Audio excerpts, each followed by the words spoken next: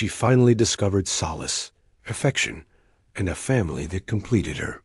But just as everything began to feel secure, the man who had once shattered her trust reappeared, requesting something she never imagined. She'd have to surrender.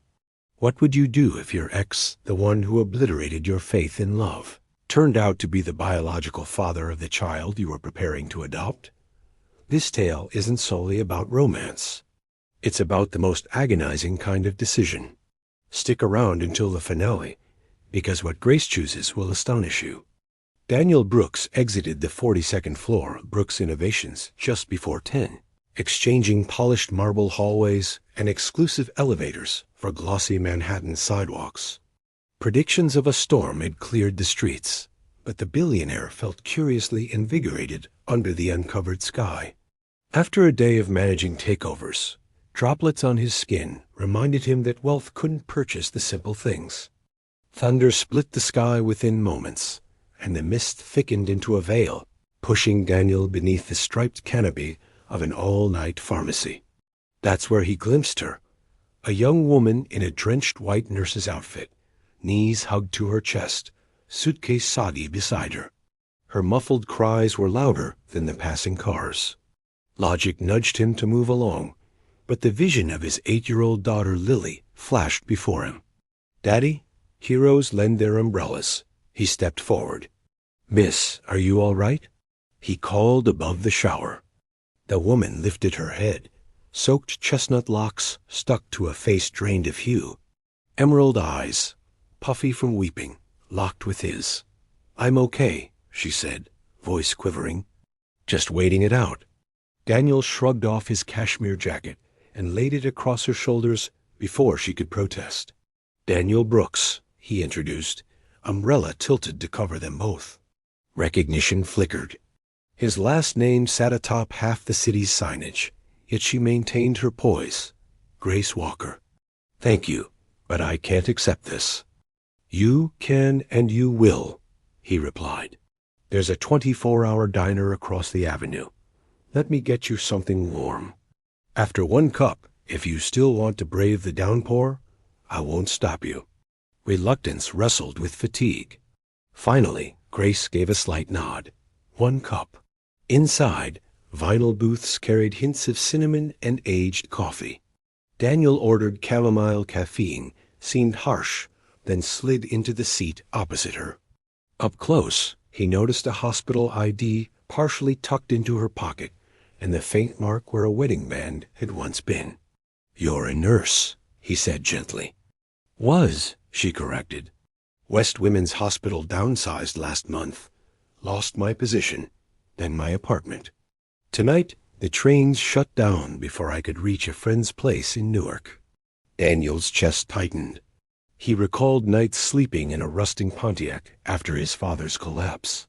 Forbes lists and gala invitations hadn't erased that. "Any family around?" Mom asked. "Dad's been gone since I was 15. Friends vanish when the eviction slip appears." He weighed the decorum of charity.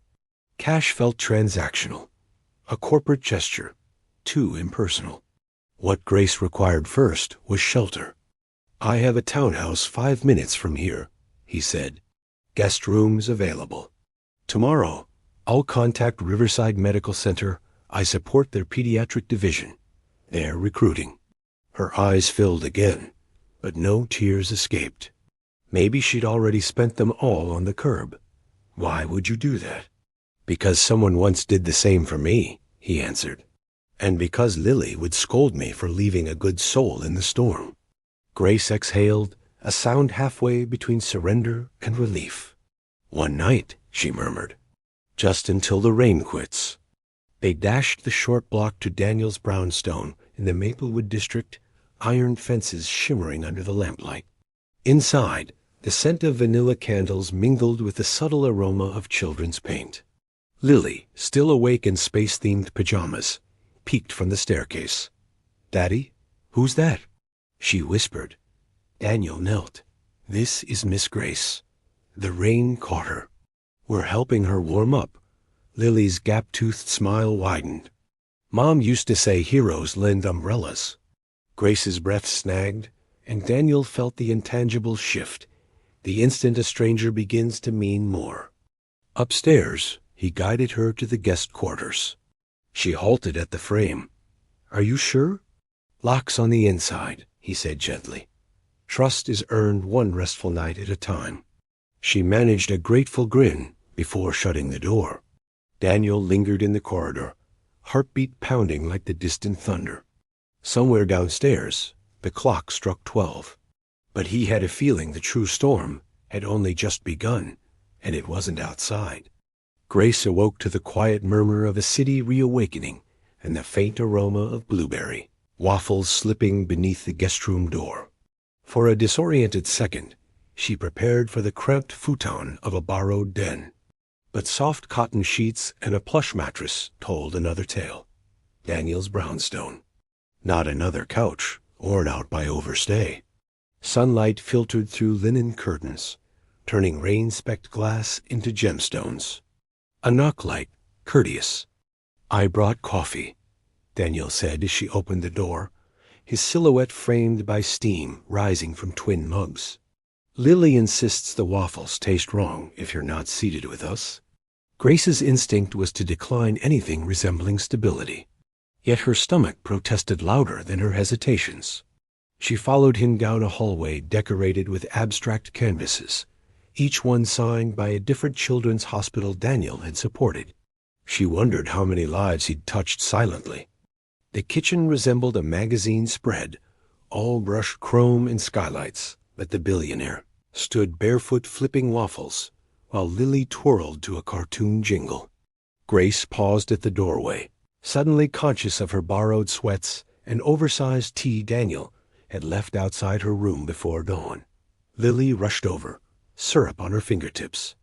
"Miss Grace, Daddy says you saved him from a thunder monster." Her eyes gleamed with mischievous excitement. Grace laughed, a sound that surprised her own ears. "Pretty sure your dad saved me." Daniel placed a fresh plate on the island. Team effort. Heroes work in pairs. They ate, and with every question Lily asked favorite color, toughest medical case. Scariest thunderstorm, Grace felt the frost around her heart thaw incrementally. Afterward, Daniel offered a brief tour, but when they approached a glass door leading to the backyard, Grace stopped cold. Beyond the lawn, a slate path led to a small studio. Floor-to-ceiling windows, light cascading over easels and half-formed sculptures. An art space dedicated to Daniel's late wife. An abandoned passion. Daniel noticed her intrigue. "That was my mother's refuge," he said quietly. "She painted until Alal stole her hands. I leave it untouched. Reminds me that money can't bribe time, but time can still pay tribute to love." Grace felt a sudden sting behind her eyes. She must have been remarkable. She was. He tilted his head toward the entrance. "Would you join me for a short ride? Riverside Medical is evaluating pediatric candidates today." I made a call. The words felt like a gift wrapped in expectation. She detested handouts, but Lily's eager grin secured her answer. "Let me change first." 20 minutes later, she returned in her nurse's uniform, still damp at the edges, but smoothed. Daniel led them to a sleek black Tesla. A uniformed chauffeur opened the door, but Daniel waved him off and slid into the driver's seat. "I need ordinary," he said. "Driving grounds me." Grace kept her eyes straight as they merged onto Fifth Avenue. "Why do you do it? A silent generosity, the open doors to strangers." His fingers tightened on the wheel. "When my startup succeeded, I swore I'd never forget what hunger felt like. That boy in a parked car still exists. He just lives in a penthouse now." Traffic lights shifted from green to amber. "But there's more," Grace nudged. "My wife, Laura, was an oncology nurse. She believed saving a single life could resonate across generations. She passed 3 years ago. Pancreatic cancer." He exhaled hard. "So I echo her." Grace studied her hands. She'd be proud. At Riverside, the lobby shimmered with polished terrazzo and kinetic sculptures shaped like paper planes. Daniel left her at HR with a reassuring nod, then disappeared upstairs to visit the pediatric wing he'd funded. Grace completed paperwork, answered clinical scenarios, and tried not to wince when her interviewer, Deborah Lang, inquired about her abrupt termination. Truth flowed budget slashes, eviction, the storm. Instead of censure, Deborah offered empathy. "We value perseverance," she said. "Your references are flawless. If all checks out, consider yourself conditionally employed."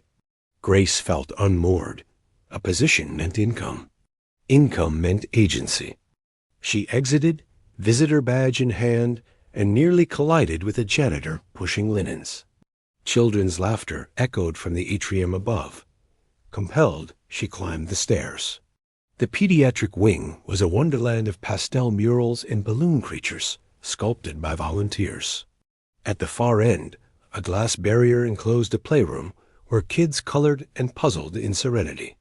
Her eyes landed on a solitary boy by the window, and 4-line taped to his slim arm.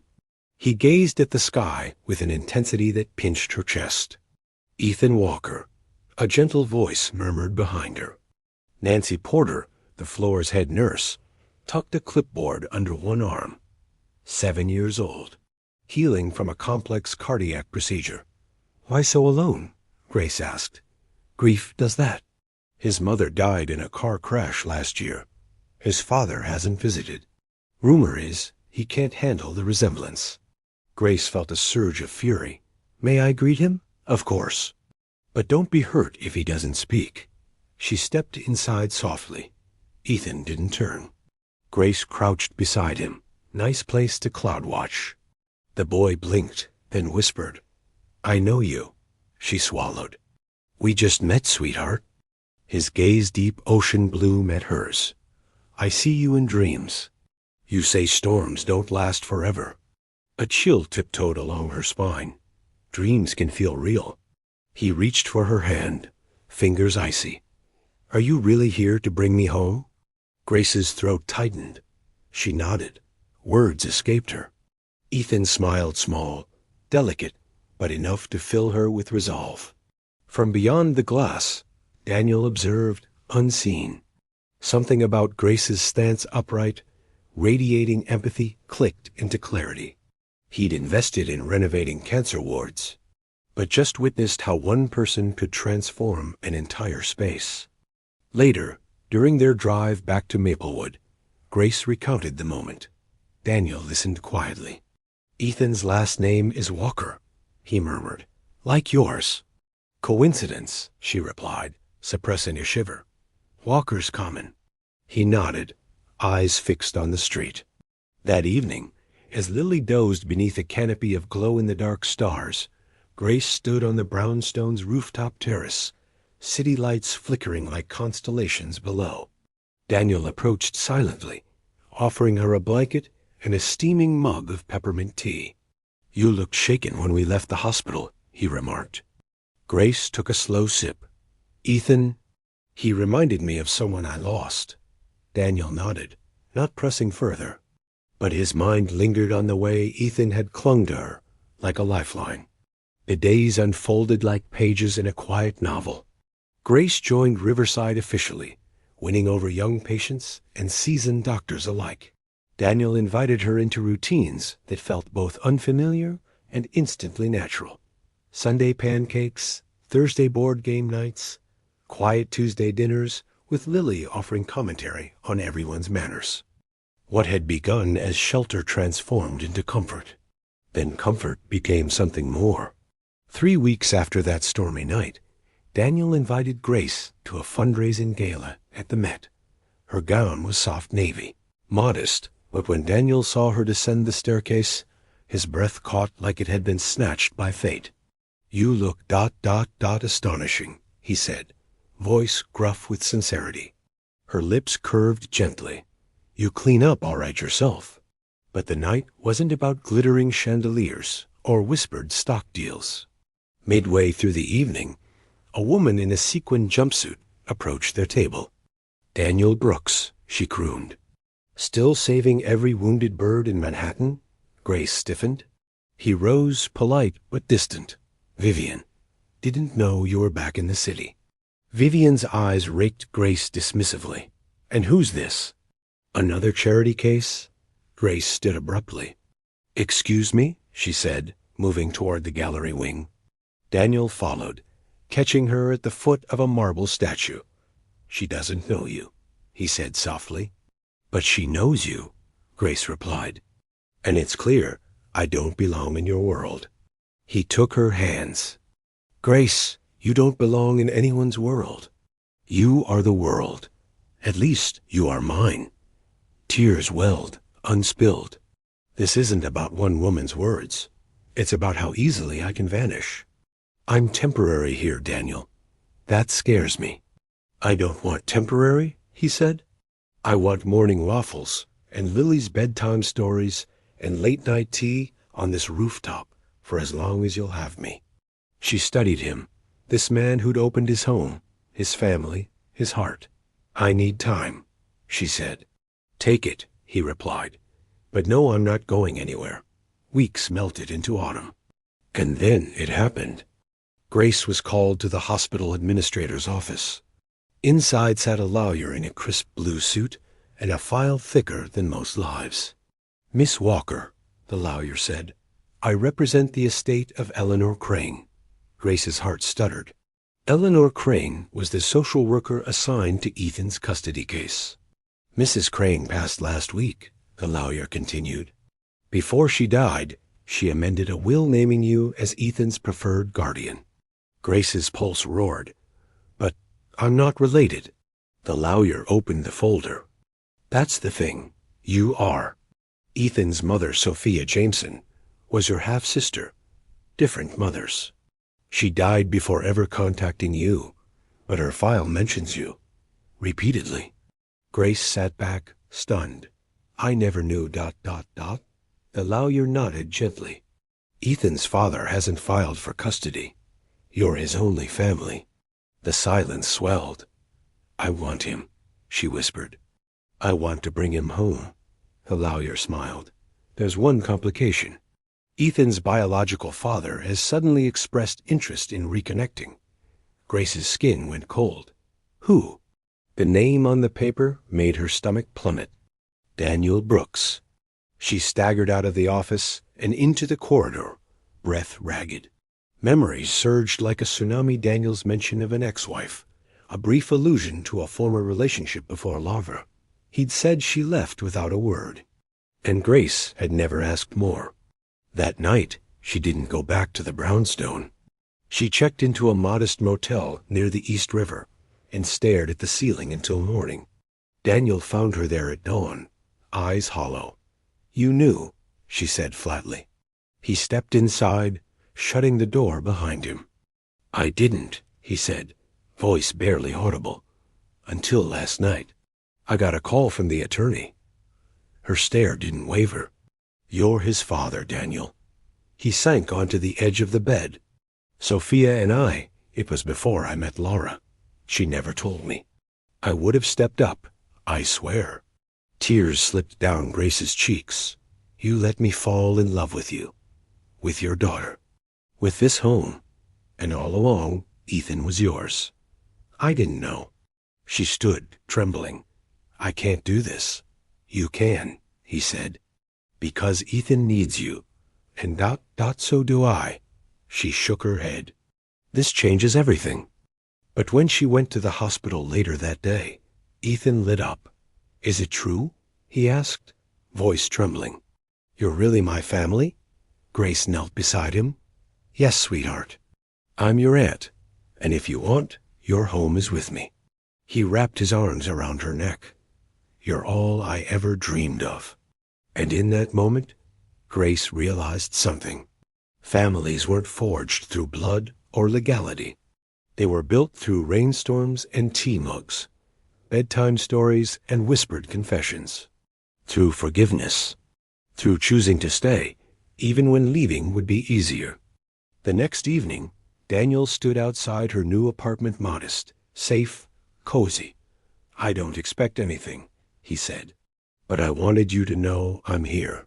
For him, for you. However you'll have me. Grace opened the door wider.